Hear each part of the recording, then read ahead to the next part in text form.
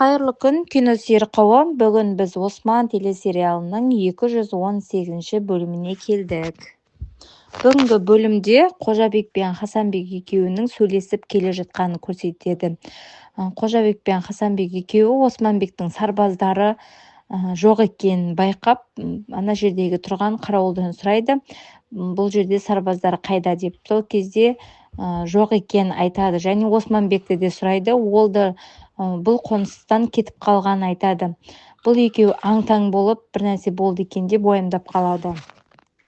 Сөйтсе, Қайы ауылында, яғни сол жақта Алайдин мен Гонжа екеуі соғысқа дайындалып жатады. Яғни София мен Кладиустың келетінін біліп, соған дайындық үстінде, яғни қылыш, садақ дегендерді көрпішелердің арасына тығып қояды. Күріш, анау-мынаулардың жеміс-жидектердің арасына салып барлығын жасырып қояды. Және оны Алайдин мен Гонжа барлығы тексеріп жүреді. Одан кейін Фатма бике мен Оғыз бек екеуі бір-біріне қарап, күлімсіреп, махаббаттары ашылады. Яғни бір-біріне қарап сөйлескісі келеді, бірақ енді сөйлесе алмайды. Сол жерде кішкене балалар ойнап жүреді, және бір кішкене ұл осы Алайдинге келіп, шамалы сөйлескісі келеді. Сонымен Алайдин онымен сөйлесіп, Гонжа екеуі жаңағы балаға қызығып қарап отырады. Яғни бала аңсап, өздерінің балалы болмайтынын біліп, және балалы болғысы келгендерін естеріне түсіреді. Одан кейін София мен Кладиус екеуі қонысқа бара жатты. Яғни соғысу үшін, Османбектердің Қайы ауылын басып алу үшін. Және олар адам жібереді, адамдар айтады, яғни көмекшілері бұл қонысқа Алайдин мен Гонжадан басқа ешкім келген жоқ, тек қана қарапайым халық қана, бұл жақта ешкім жоқ дейді. Бұған София мен Кладиус екеуі қуанып қалады. Оғыз бек екеуі әйтеуір батылдығын жинап, Фатма бикенің қасына келіп, Фатма бикеден көмек сұрайды. Яғни мен көмектессем бола ма деген секілді, немесе сіздің көмегіңіз бізге керек деген секілді. Әйтеуір әрі-бері сөйлескісі келеді, бірақ Фатма бике оған ұрсып тастайды, жоқ деп одан бас тартады. Бірақ Халиме жүгіріп келіп, ол екеуінің арасында бір оттың ба бір нәрсенің тұтанғанын көріп, түсініп, мен өзім жасай беремін, сен көмектес деп оның қасына итеріп жіберіп, өзі кетіп қалады күлімсіреп. Одан кейін қамалға София мен Кладиус екеуі келеді, садақ атады, шабуыл жасайды, қамал есігін сындырмақшы болады. Тіпті сындырып ішке кіріп кетеді. Енді Алайдин барынша оларға қарсы тұрады, бірақ сонда да осы Софиялар кіріп кетеді.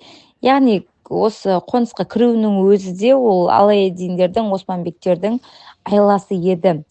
Одан кейін барынша осы Алайдиндермен соғысады, қылыштасады, біраз адамды өлтіреді. Сол кезде енді Алайдин өтірік артқа шегінеміз деп бір-біріне қарап артқа шегінеді. Және ол жерде енді үлкен қара шүй дейді, қара үй ма, яғни Османбектердің отыратын, кеңес жасайтын жеріне қарай шегініп барады. Сол кезде жаңағы кім айтады, София, сендер неге қашып бара жатсыңдар, мен сендерді бәрібір өлтіремін деген секілді әңгімелер айтады. Одан кейін үлкен қара үйдің ішінен Османбек, Балабике және тағы да басқа жауынгерлер шығады. Оның қасында Христо да бар.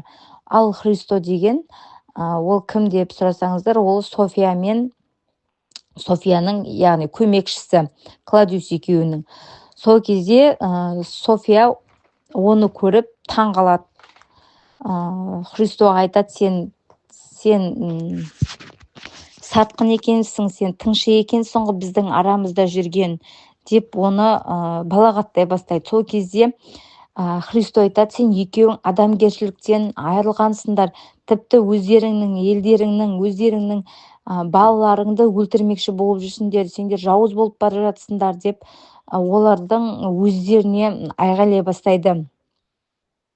Одан кейін жаңағы София мен Кладиус екеуі ортада қалады, яғни мына бетте Аладдин, мына бетте Осман және Қарашүйдің іштерінен басқа да батырлар шыға келеді. Барлығы кім Тұрғытбек деген секілді жақсы шайқасатын батырлар шығады. Оны көріп София мен Кладиус екеуі таң қалады. Бұлар қалай біліп қойған деген секілді. Бірақ енді Христо болғаннан кейін біледі ғой енді сол айтқанын бәрін. Одан кейін соғыс басталып кетеді, қылыштасып жатады. София мен Халиме екеуі бір-бірімен қылыштасады. София оның қолында қылышын түсіріп жібереді да, яғни ұтылып қалады ғой Халиме. Қылышты мойнына тақайды. Енді сол өлтірейін деп жатады да, енді барынша кішкентай кезінен бастап өсіргесін аналық махаббаты оянады. Кішкентай кезі тәте деп құшақтағаны барлығына есіне түсіп, оны итеріп жібереді де өзі қаша жөнеледі. Қашып бара жатқан кезде оны Балабегім көріп қалып, оның қолына садақ атады. Одан кейін оның артынан Османбек екеуі де қуа жөнеледі. Яғни София мен Кладиус екеуі бірге қашқан болатын. Одан кейін Осман Кладиусқа қарай тағы да садақ атады, бірақ ол атқа тиема, әйтеуір жаңағы Кладиусқа тиема, әйтеуір құлайды. Құлап, Кладиус Софияға айтады, сен кете бер, қаш, құтыл дейді. Ал София болса қашып кетеді. Оның артынан әрі-бері бала қуады, бірақ ол жете алмайды. Ал Кладиусты Османбек ұстап алып, оның мойнына арқан салып, қонысқа алып келеді. Ал сол жерде алыстан бақылап отқан Игітбек, яғни Игіт сатқын бақылап тұрады. Кейін қонысқа Қожабек, Хасанбек осы екеуін және тағы да бектерді шақырады Османбек.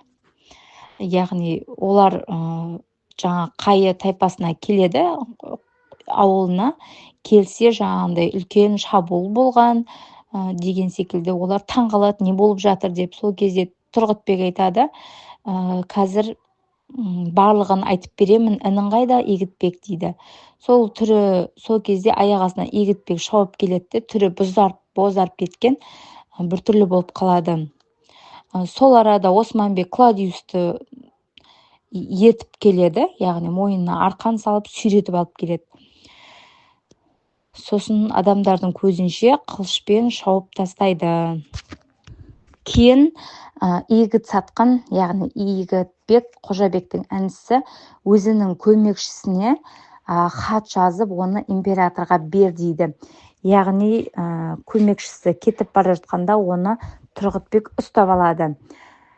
Оның хатын көріп қояды да, Османбекке айтады, яғни Игітбектің көмекшісін осы сатқын және Игіт екеуі бізге бүкіл жағдайдың бәрін Софияға апарып жүрген, Кладиусқа апарып жүрген біздің арамыздағы сатқын осы екен дейді. Игіт Софияға кеткен болатын. Одан кейін Тұрғытбек айтады, бұл екеуі жер мен алтын үшін бізді сатып кетті дейді. Ал София болса бір кішкене ғана жерде өзін басын арашалау үшін және қолына, иығына оқ тиген, яғни садақ тиген, Балабегім атты ғой. Соны енді неғып атады, тазалап атады. Сол кезде Игітбек келеді. Игітбек келіп оған айтады, ол енді София шошып кетіп, оның қолын мойнына қылыш тақайды ғой. Сол кезде айтады, мені бұл жерді Кладиус айтқан, мен сендердің нелеріңмін, жақтастарыңмын дейді. Сол кезде София екеуі қайтадан неғылып ойласады. София айтады Игітбекке, сен қонысқа қайта бер, маған барлық мән жайды айтып отыр. Екеуміз енді Османбекті өлтіретін боламыз дейді. Ең соңғы жағында, әйтеуір кино бітетін кезде, Османбек осы Балабегімнің қолына келіп дәрі жағады.